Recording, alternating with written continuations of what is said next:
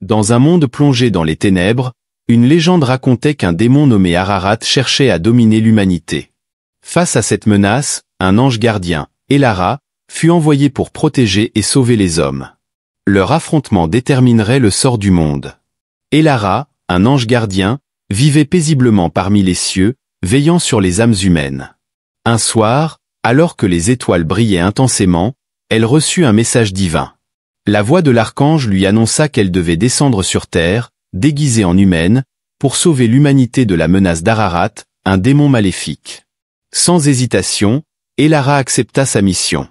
Elle prit l'apparence d'une jeune guérisseuse humaine et descendit sur terre. En arrivant dans un village situé au pied des montagnes, elle constata l'ampleur des dégâts causés par Ararat. Les villageois vivaient dans la peur et le désespoir. Elara commença à soigner les malades et à apaiser les cœurs inquiets. Sa douceur et sa compassion attirèrent rapidement l'attention des villageois. Elle leur raconta des histoires de lumière et d'espoir, les encourageant à résister aux ténèbres d'Ararat. Cependant, la présence d'Elara ne passa pas inaperçue. Ararat, sentant une énergie pure dans son domaine, envoya ses sbires pour enquêter. Ils découvrirent rapidement qu'une nouvelle force de lumière avait émergé parmi les humains. Une nuit, alors qu'Elara soignait un enfant malade, les sbires d'Ararat attaquèrent le village. Les cris de panique retentirent dans l'air, et les flammes illuminèrent le ciel nocturne. Elara, sans hésiter, se précipita pour protéger les villageois. Elle utilisa ses pouvoirs divins pour repousser les créatures de l'ombre, mais leur nombre était écrasant. Juste au moment où tout semblait perdu, une lumière intense jaillit du ciel, et les sbires furent repoussés par une force invisible. Ararat apparut alors, imposant et menaçant. Elara et Ararat se retrouvèrent face à face pour la première fois. Un silence oppressant régnait alors que leurs regards se croisaient. Ararat, amusé par la présence d'Elara, la défia ouvertement. Le combat était inévitable.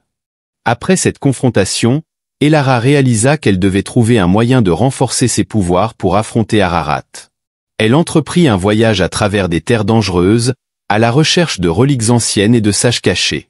Ces aventures la conduisent dans une forêt enchantée, où elle rencontre un vieux sage nommé Malon.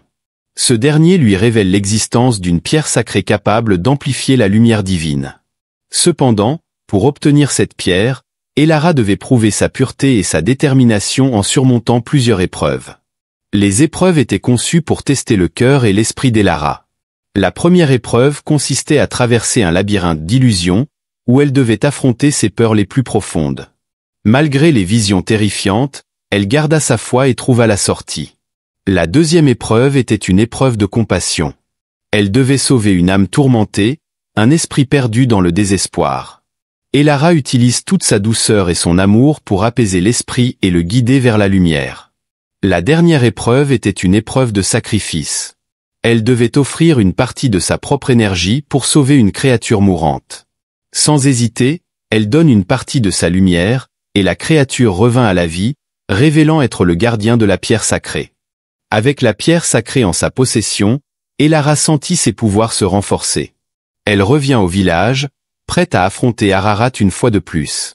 Cependant, Ararat n'avait pas été inactif. Il avait rassemblé une armée de créatures de l'ombre pour semer le chaos et la destruction. Elara, utilisant ses nouveaux pouvoirs, se dressa contre l'armée d'Ararat. Une bataille épique s'ensuivit, où la lumière et les ténèbres s'affrontèrent dans une lutte titanesque. Les villageois, inspirés par le courage d'Elara, se joignent à la bataille, armés de leur foi et de leur espoir. La confrontation finale entre Elara et Ararat se déroula au sommet d'une montagne, sous un ciel orageux. Les éclairs zébraient le ciel alors qu'il échangeait des coups. Ararat, malgré sa puissance, commençait à sentir l'effet corrosif de la lumière d'Elara. Elara, épuisée mais déterminée, invoqua toute la force de la pierre sacrée. Une lumière éclatante émana d'elle, enveloppant Ararat dans une étreinte brûlante. Le démon rugit de douleur, tentant de résister, mais la lumière était trop puissante. Sentant sa défaite imminente, Ararat décida de fuir.